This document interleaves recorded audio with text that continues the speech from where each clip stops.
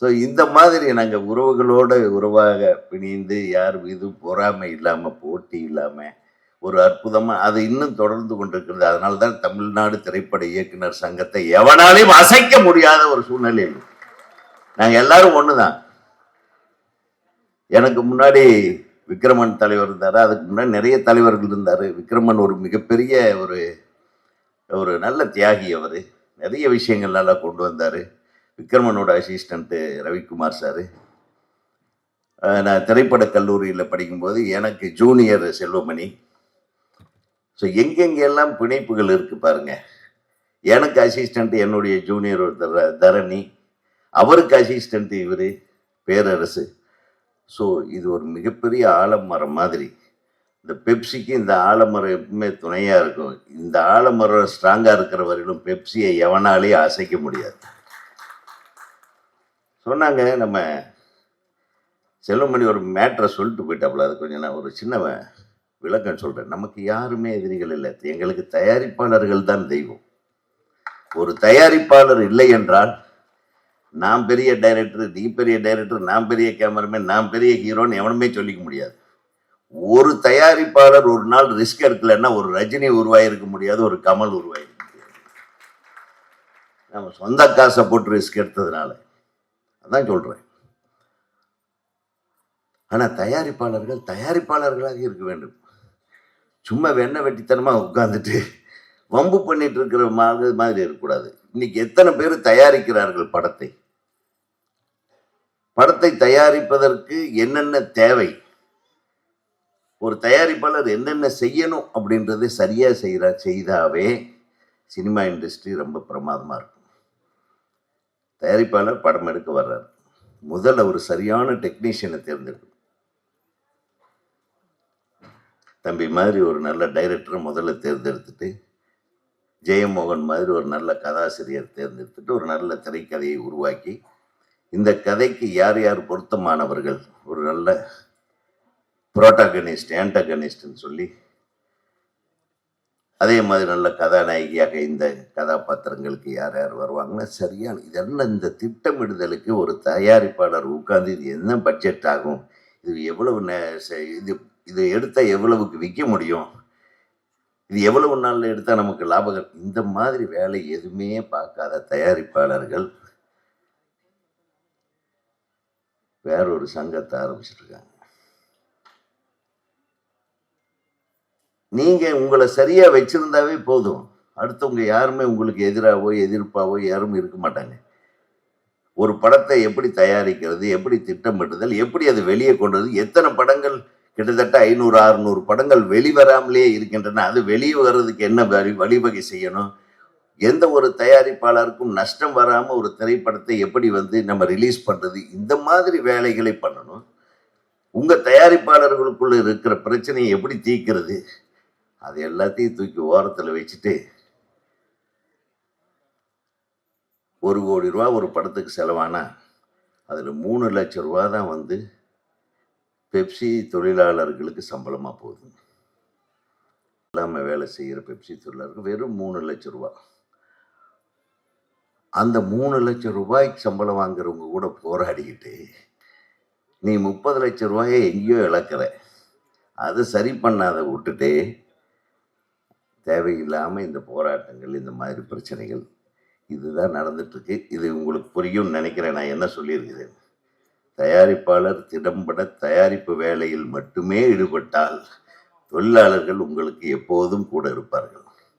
இதுதான். ஸோ இது எல்லாமே ஒருங்கிணைந்து நடந்திருக்கிறது இந்த படத்தை பொறுத்தவரையிலும். பாடலாசிரியர் பற்றி தம்பியை சொன்னார். சில பேர் பாடலை அழகுபடுத்துகிறாங்க, சில பேர் இன்னொரு வார்த்தை சொன்னீங்க, நல்லா இருந்தது. என்னது?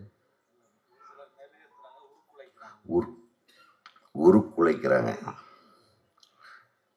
இப்போ வர்ற பாட்டெல்லாமே பெரும்பாலும் பாட்டு நம்ம திரும்பி பாடவே முடியாத மாதிரி எல்லாத்தையுமே உருக்குலைச்சதாங்க போல இருக்குல்ல. அது கருக்கலைப்பா. இப்போது வருகிற பாடல்கள் உருக்குலைப்பு மட்டுமில்லை, கருக்கலைப்பு மாதிரி இருக்கிறது.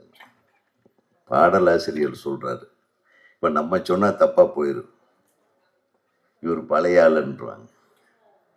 என்னை விட சீனியருங்க பாருங்க, ரவிக்குமார், செல்வமணி எல்லாம் சீனியர்கள்லாம், இப்போ நீ தான்ப்பா சீனியர். இல்லை, ரவிக்குமாருக்கு பாருங்க, ஒரு ரொம்ப ராசியான இயக்குனர். எனக்கு ரொம்ப பிடிக்கும் ரவிக்குமாரை. நான் எப்பவுமே நான் எங்க இருந்தாலும் சரி, ரவிக்குமார் இல்லை ஃபங்க்ஷனாக இருந்தாலும் ரவிக்குமார் எங்கேயாவது நமக்கு ஒரு ஒரு இன்விடேஷனாக நான் போயிடுவேன். நான் ரவிக்குமார் வீட்டோடவும் சரி, எந்த விஷயத்துக்கும் எனக்கு அழைப்பு வந்தால் போயிடுவேன். சில டைமில் தெரிஞ்சால் கூட போயிடுறது. அவனுக்கே சந்தேகம் வந்து நான் கூப்பிட்டேன், நான் கூப்பிடலையான்னு. ஏன்னா அந்த அளவுக்கு எனக்கு ரவியை பிடிக்கும். ஏன்னா இப்போ பாருங்க, கொஞ்ச நேரம் நின்னாரு, ஒரு சௌந்தரியம் இப்படி போட்டு தையில தாளம் போட்டு அந்த டியூனை இன்னைக்கு வரையில் ஞாபகம் வச்சிருக்காப்புல. என்ன பண்ண எவ்வளவு அறிவாளி, யோசனை பண்ணி பாருங்க. அவரை இசையமைப்பாளராக்கி பக்கத்தில் உட்காந்து ஸ்டண்ட் மாஸ்டர், ஸ்டண்ட் பண்ண வந்தவனை ஸ்டண்ட் மாஸ்டர் ஆக்கி, இப்போ ரோட்ல திரிஞ்சிட்டு இருந்த ஒரு ஆளை கூப்பிட்டு மேனேஜர் ஆக்கி, அவன் தொல்லை தாங்க முடியல. இன்னைக்கு அவனும் நம்மளுக்கு எதிராக வந்து நடிச்சிட்டு இருக்கிறாப்புல.